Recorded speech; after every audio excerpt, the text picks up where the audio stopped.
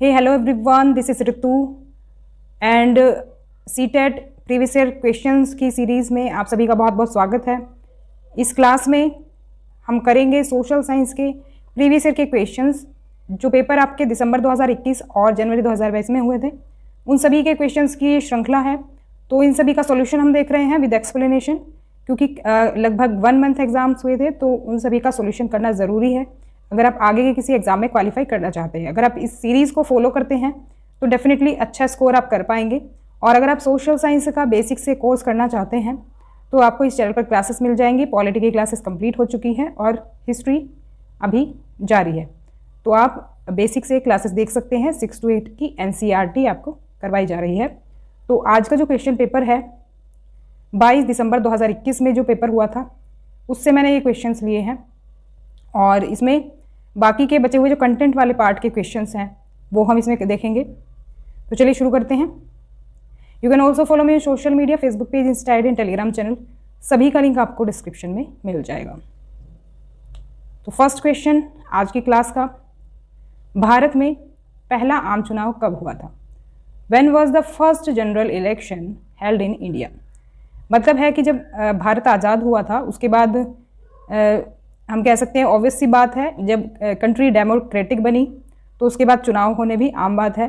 तो उसके बाद जब देश आज़ाद हो गया था, जब हमारा संविधान बन गया था, उसके बाद जो है कब पहला इलेक्शन हुआ उसकी डेट आपको बतानी है, मतलब उसका ईयर बताना है। तो इसका करेक्ट आंसर होगा ऑप्शन नंबर 3। 1951 से 1952 तक जो आम चुनाव थे पहले वो चले थे। इसका एग्जैक्ट टाइम पीरियड हम एक बार देख लेते हैं।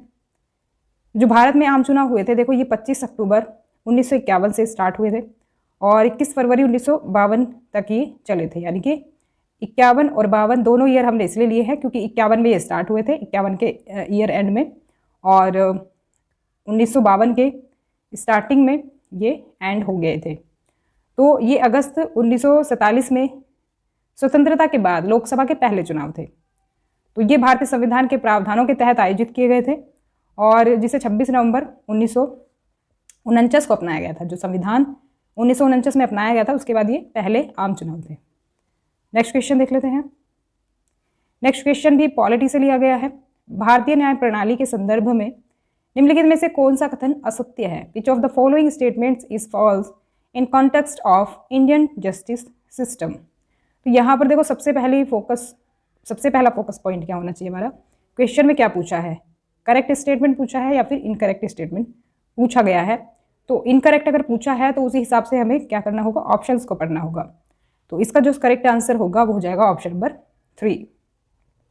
केंद्र और राज्य के बीच विवाद के मामले में सर्वोच्च न्यायालय को हस्तक्षेप करने की शक्ति नहीं है। ऐसा कहा गया है कि अगर केंद्र और राज्य के बीच कोई विवाद होता है तो जो सुप्रीम कोर्ट है उसमें इंटरफेयर नहीं करेगा। तो ये बात गलत है, क्योंकि अगर उन दोनों के बीच विवाद हो जाएगा तो उसको सुलझाएगा कौन? तो उसके लिए एक ही ऑप्शन बचता है, सर्वोच्च न्यायालय यानी सुप्रीम कोर्ट। अगर केंद्र यानी सेंट्रल गवर्नमेंट और स्टेट गवर्नमेंट के बीच कोई डिस्प्यूट हो जाता है तो एकमात्र विकल्प सर्वोच्च न्यायालय ही है। तो इसीलिए क्या होगा, ये हमारा स्टेटमेंट गलत हो जाएगा, और क्योंकि गलत पूछा है इसलिए ये सही हो जाएगा।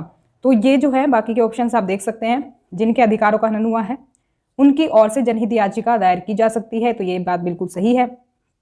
और क्योंकि जिनके अधिकारों का हनन हुआ है अगर वो किसी वजह से इस काबिल नहीं है फाइनेंशियली या फिर उनको नॉलेज नहीं है तो कोई और उनके बिहाफ पर क्या कर सकता है? PIL दायर कर सकता है। तो यदि आरोपी को बचाव का मौका नहीं दिया गया है तो इसे निष्पक्ष सुनवाई नहीं माना जाएगा। तो ये स्टेटमेंट भी सही है, क्योंकि आरोपी चाहे जो भी हो, चाहे सारे सबूत उसके खिलाफ हो, लेकिन उसको बचाव का मौका दिया जाता है। उसी को कहा जाता है निष्पक्ष सुनवाई, जिसमें कि दोनों पक्षों को सुना जाए, चाहे कोई एक दोषी क्यों ना हो। और ये हो जाता है पानी के अधिकार की व्याख्या जीवन के मौलिक अधिकार के हिस्से के रूप में की गई है। तो बात बिल्कुल सही है, जीवन जीने का अधिकार, क्योंकि पानी पीना जो है हमारी लाइफ का एक हम कहेंगे अभिन्न अंग है, क्योंकि पानी के बिना हम जिंदा नहीं रह सकते ज़्यादा दिनों तक। तो इसीलिए जीवन राइट टू लाइफ में आता है, राइट टू वाटर। तो वो तीनों स्टेटमेंट सही है और रॉन्ग हमसे पूछा है, तो रॉन्ग है हमारा कौन सा? 3rd। आगे बढ़ेंगे। तो मैंने ये सारे ऑप्शंस इसलिए पढ़ के बताए हैं जिससे कि आप एलिमिनेशन के थ्रू भी चीज़ों को समझ पाए। नेक्स्ट क्वेश्चन है, महिलाओं के लिए हिंसा मुक्त घर के अधिकार को मान्यता देते हुए भारत में 2006 में कौन सा कानून लागू हुआ? Which law came into effect in 2006 in India recognising the right to a violence free home for women? तो बेसिकली पूछा गया है कि जैसे हिंसा के खिलाफ जो एक तरह से कानून जो पारित हुआ वो 2006 में हुआ था, तो इसका मतलब कि इसका नाम क्या था एक तरह से, मतलब जो महिलाओं के साथ हिंसा होती है घरों में उसके लिए, तो इसका ऑप्शन सेकंड सही हो जाएगा, घरेलू हिंसा से महिलाओं की सुरक्षा। तो ये जो कानून था ये पारित हुआ था 2006 में। नेक्स्ट क्वेश्चन है, भारत में शोषण के खिलाफ मौलिक अधिकार, the fundamental right against exploitation in India prohibits the employment of children below the age of dash in any factory mine और अदर हैजर्डस वर्क। का मतलब है इससे कि मतलब कितनी उम्र तक के बच्चों का काम करना किसी खतरनाक रोजगार में, कारखाने में या खदान यानी माइनिंग में जो है शोषण के खिलाफ मौलिक अधिकार के अंदर आता है। तो इसमें एक तरह से एज जो है वो एक तरह से डिसाइड की गई है, इतनी एज तक के बच्चे किसी कारखाने में नहीं लगेंगे जो कि खतरनाक होगा उनकी एज के लिए, उनकी उम्र के बच्चों के लिए। तो इसका जो करेक्ट आंसर होगा वो हो जाएगा ऑप्शन नंबर सेकंड। तो 14 साल तक के बच्चे काफ़ी छोटे होते हैं, तो इसीलिए उनको किसी हम खतरनाक रोजगार में नहीं लगा सकते या फिर किसी कारखाने में या खदान वाले काम में हम नहीं लगा सकते। अगर ऐसा किया जाता है तो वायलेशन किसका होगा? शोषण के खिलाफ मौलिक अधिकार का। तो आगे बढ़ते हैं, यहाँ पर आप देख सकते हैं इस अधिकार के मुताबिक हम कह सकते हैं कि वैसे ये एक मौलिक अधिकार है और किसी को भी कम मजदूरी या फिर बंधन में काम करने के लिए मजबूर नहीं किया जा सकता, और 14 वर्ष से कम आयु के किसी बच्चे को किसी कारखाने या खदान में काम करने के लिए या किसी अन्य खतरनाक रोजगार में नहीं लगाया जाएगा। तो इसमें 2-3 चीज़ें याद रखेंगे, एक तो कम मजदूरी में नहीं लगा सकते हम किसी को, बंधन में लगा सकते, या फिर कम उम्र के बच्चों को नहीं लगा सकते जो काम में, तो वो आता है शोषण के विरुद्ध अधिकार में। नेक्स्ट क्वेश्चन है, ओम प्रकाश वाल्मीकि की आत्मकथा का नाम क्या है जिसमें वे जातिगत भेदभाव की कहानी बताते हैं? What is the name of Om Prakash Valmiki's autobiography in which he narrates a story of caste discrimination? तो ओम प्रकाश वाल्मीकि बेसिकली जो नीची जाति कही जाती थी उसको बिलोंग करते थे, तो उसका दर्द वो समझते थे कि किस तरह से उनके साथ भेदभाव होता है। तो जातिगत भेदभाव को बताने वाली उनकी जो कहानी है जिसमें उन्होंने अपनी स्टोरी खुद की बताई है, तो वो जो रिलेटेड है वो है एक तरह से ऑप्शन नंबर 4 हो जाएगा इसमें, जूठन नाम से इन्होंने आत्मकथा लिखी है जिसमें इन्होंने अपनी पूरी स्टोरी बताई है कि उनके साथ किस तरह से जाति के आधार पर भेदभाव किया जाता था क्योंकि वो दलित जाति को बिलोंग करते थे। तो ये एक लेखक हैं, दलित लेखक, क्योंकि उनकी जो जाति थी वो दलित थी तो इसीलिए वो दलित राइटर कहलाए। तो अपनी आत्मकथा जूठन में वे उनके द्वारा अनुभव की गई असमानताओं का वर्णन करते हैं। तो असमानताएं किसी प्रकार की थी? वो जाति आधारित यानी कास्ट बेस्ड।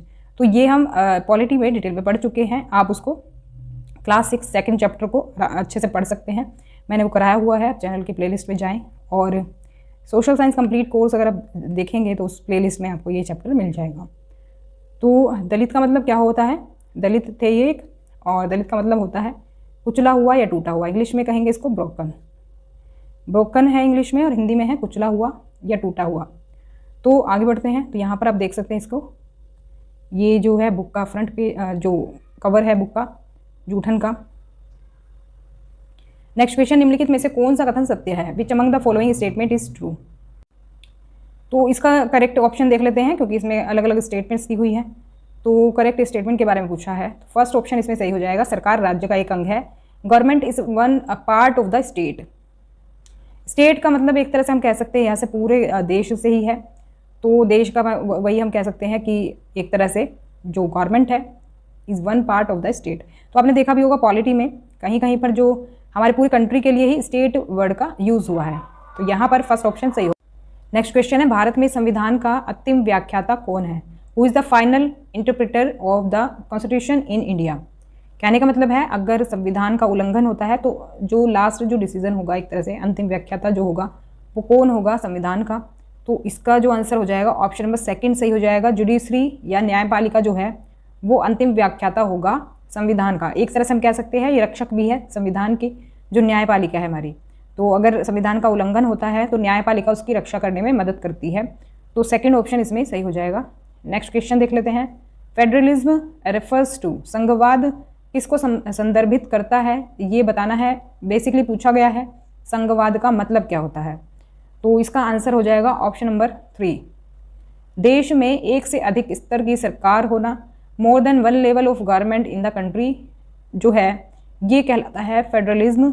जैसे कि हमारी कंट्री में है जो तो हमारी कंट्री क्या है, एक तरह से संघवाद है, जो गवर्नमेंट है हमारी संघवाद है। तो इसका मतलब क्या है कि एक से अधिक स्तर की सरकार होना। तो आप जानते ही हैं जो लोकल लेवल पर हमारी गवर्नमेंट है वो है पंचायती राज व्यवस्था, उसके बाद आती है स्टेट गवर्नमेंट, पिरामिड के थ्रू समझ लेते हैं।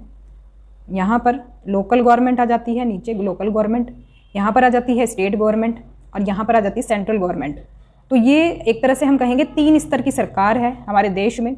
और ये जो 3 स्तर की सरकार है, तो यहाँ पर ये चीज़ दी गई है कि देश में एक से अधिक स्तर की सरकार होना, मतलब वो जो सरकार है वहाँ पर कहलाती है क्या, संघवाद।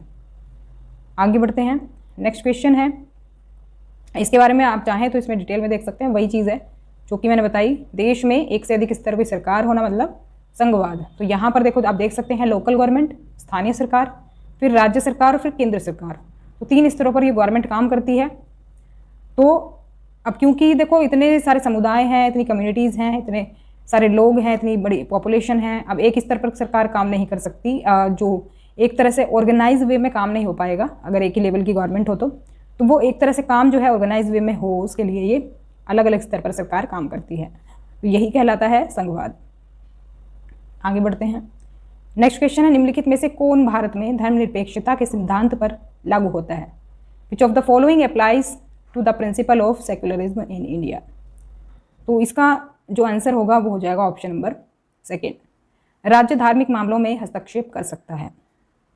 देखो ये जो पॉइंट है ना, ये आप इसको समझ पाएंगे जो मैंने चैप्टर पढ़ाया है इसमें। क्लास 8 में सेकंड चैप्टर आपको मिलेगा धर्मनिरपेक्षता, उसमें मैंने धर्मनिरपेक्षता यानी सेक्युलरिज्म के ऊपर ये पूरा चैप्टर पढ़ाया है। उसमें एक एक पॉइंट को आप अच्छे से समझ पाएंगे। देखो कभी कुछ मामले ऐसे होते हैं, कुछ धार्मिक मामले जिसमें राज्य हस्तक्षेप कर सकता है। वैसे तो कहा जाता है कि राज्य धार्मिक मामलों में हस्तक्षेप नहीं करेगा, लेकिन कुछ मामलों में कर भी सकता है। तो ऐसा नहीं है कि बिल्कुल सख्त अलगाव हो जाएगा। सख्त अलगाव से मतलब है कि राज्य बिल्कुल दखल ही नहीं देगा, चाहे कुछ भी वो लोग करें, चाहे किसी पर ज्यादती क्यों ना करें, चाहे किसी की बलि क्यों ना दे धर्म के नाम पर।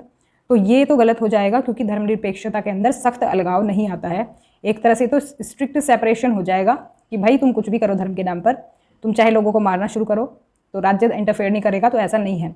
तो वही कहलाएगा सख्त अलगाव, अगर राज्य बिल्कुल भी ध्यान नहीं देगा। तो अब कुछ अगर किसी के साथ ज्यादती होती है, कुछ गलत अगर धर्म के नाम पे हो रहा है, तो ऐसे मामलों में राज्य हस्तक्षेप यानी कि इंटरफेयर कर सकता है, इंटरवेन कर सकता है। और ये जो है राज्य समुदायों के व्यक्तिगत कानूनों में हस्तक्षेप नहीं कर सकता। तो ये भी एक तरह से क्या है, गलत है। राज्य धार्मिक वर्चस्व को नहीं रोक सकता, ये भी गलत है, क्योंकि अगर सिर्फ एक ही धर्म का दबदबा होगा तो माइनॉरिटीज़ के लिए खतरा बन जाएगा वो चीज़, और जो कम संख्या में होंगे जिस धर्म के लोग, उनका रहना मुश्किल हो जाएगा उस कंट्री में। तो इसीलिए उस कंट्री में क्या, हम अपने देश की बात करते हैं, तो वैसे तो धर्मनिरपेक्ष जो देश है जो भी होगा उसमें यही होगा, लेकिन कुछ अंतर भी होता है। लेकिन यहाँ हम बात कर रहे हैं अपने देश की। तो आगे बढ़ते हैं। तो यहाँ पर आप इसको डिटेल में भी देख सकते हैं। इंडिया जो है सेक्युलर कंट्री है, और देखो बाकी जो दुनिया में बाकी जो सेक्युलर कंट्री हैं उनसे थोड़ा सा अलग है हमारा देश, तो क्योंकि कुछ नियम कानून वहाँ से थोड़े से डिफरेंट हैं। तो देखो धर्मनिरपेक्षता का मतलब क्या है कि जो भारतीय संविधान है सभी को अपने धार्मिक विश्वासों और तौर तरीकों को अपनाने की पूरी छूट देता है, और धर्मनिरपेक्ष राज्य होने के लिए निम्नलिखित उद्देश्यों को सुनिश्चित किया जाना चाहिए। अगर मान लो कि आप धर्मनिरपेक्ष राज्य होने का दावा करते हैं, तो आपकी जो है ये स्पेशलिटी होनी चाहिए कि एक धार्मिक समुदाय दूसरे पर हावी नहीं होगा, कुछ सदस्य एक ही धार्मिक समुदाय के अन्य सदस्यों पर हावी नहीं होंगे, और राज्य किसी विशेष धर्म को लागू नहीं करेगा, न ही व्यक्तियों की धार्मिक स्वतंत्रता को छीनता है। यानी कि किसी एक पर्टिकुलर को आप धर्म नहीं बनाएंगे देश का, जैसे कि हिंदू संख्या में ज़्यादा है हमारे देश में, तो हम हिंदू को विशेष धर्म लागू नहीं कर सकते, इससे दूसरे जो धर्म के लोग हैं उनके साथ अन्याय होगा। तो और ना ही धार्मिक स्वतंत्रता छीनेगा किसी भी व्यक्ति की। तो अब देखो कुछ लोग ऐसे होते हैं जो कि अपने धर्म का वर्चस्व बढ़ाने की कोशिश करते हैं।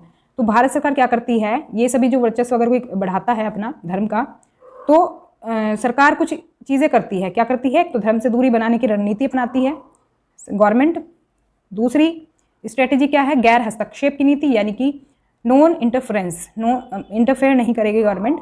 और तीसरी है इंटरवेंशन, यानी स्ट्रेटेजी ऑफ इंटरवेंशन, मतलब कि हस्तक्षेप की रणनीति। अब देखो ये डिटेल में आप चैप्टर में ही समझ पाएंगे, मैंने वहाँ पर अच्छे से समझाया है। तो चैप्टर पढ़ लें अगर आपको इससे रिलेटेड सारे पॉइंट्स अपने क्लियर करने हैं, क्योंकि आप इसमें कन्फ्यूज हो सकते हैं कि भाई नॉन इंटरफेरेंस की भी आप बात कर रहे हो और एक जगह आप बात कर रहे हो इंटरवेंशन की, यानी कि गैर हस्तक्षेप और हस्तक्षेप कैसे हो सकता है। तो इन सभी पॉइंट्स को आप चैप्टर में अच्छे से समझ पाएंगे। तो प्लेलिस्ट में जाकर के कंप्लीट कोर्स वाली प्लेलिस्ट में आपको ये चैप्टर मिल जाएगा। नेक्स्ट क्वेश्चन है, हाथ से मैला ढोने पर रोक लगाने के लिए अपनाई गई सरकारी नीतियाँ निम्नलिखित में से किस पर प्रतिबंध लगाती हैं? Government policies adopted to prohibit manual scavenging bans which of the following. देखो मैनुअल स्कैवेंजिंग का जो टॉपिक है वो मिलेगा आपको पॉलिटी क्लास 8 में। जो लास्ट के कुछ चैप्टर्स मैंने कराए हैं जिसमें कि मार्जिनलाइजेशन वगैरह मैंने कराया था, उन चैप्टर्स में आपको ये टॉपिक मिल जाएगा। तो इसका जो आंसर है वो जाएगा ऑप्शन नंबर 1। तो हमसे बेसिकली ये पूछा है कि जैसे कुछ नीतियाँ जो हैं गवर्नमेंट ने अपनाई हैं, तो उसके लिए गवर्नमेंट इनमें से क्या चीज़ करेगी। अगर कोई रणनीति गवर्नमेंट बनाती है तो कौन सी, मतलब एक तरह से जो गवर्नमेंट की जो नीतियाँ हैं निम्नलिखित में से किस पर ये प्रतिबंध लगाती हैं। तो शुष्क शौचालयों का निर्माण इसमें हो जाएगा करेक्ट आंसर। जो ड्राई लैट्रिन्स होती हैं उनसे क्या होता था, उनसे जो हाथ से मैला ढोने वाले लोग थे वो उनको हाथ से वो मैला ढोना पड़ता था, तो जो कि काफ़ी रिस्की होता था उन वर्कर्स के लिए। उससे बहुत सारी बीमारियां होने का खतरा रहता था, स्किन प्रॉब्लम्स, और मतलब कि एक तरह से उनकी जो पूरी लाइफ है वो रिस्क में ही रहती थी। तो एक तरह से शुष्क शौचालयों का अगर निर्माण बंद हुआ है तो उसकी वजह से इस चीज़ में काफ़ी कमी आई है मैनुअल स्कैवेंजिंग में, हाथ से मैला ढोने की प्रक्रिया में। तो फर्स्ट ऑप्शन हमारा इसमें करेक्ट हो जाएगा।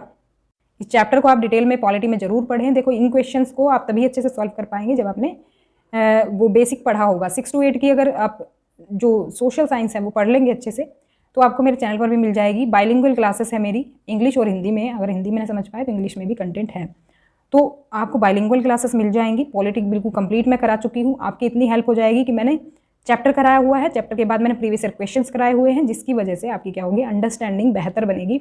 आप समझ पाएंगे कि इस चैप्टर से कितने क्वेश्चंस आए हैं, तो जिससे ज़्यादा क्वेश्चंस आए हैं उस पर आप ज़्यादा फोकस कर पाएंगे। तो if you have any query then please ask me in comment section, और कमेंट करके मुझे ये भी ज़रूर बताएं कि आपको क्लास कैसी लगी। तो अगर वीडियो पसंद आया हो तो लाइक ज़रूर करें और शेयर कर दें वीडियो को ज़्यादा से ज़्यादा लोगों को, और सब्सक्राइब भी कर लें चैनल को, जिससे कि आपको सभी नोटिफिकेशंस मिलते रहें। तो मिलते हैं नेक्स्ट क्लास में, तब तक के लिए stay connected and keep watching study more knowledge. Thanks for watching.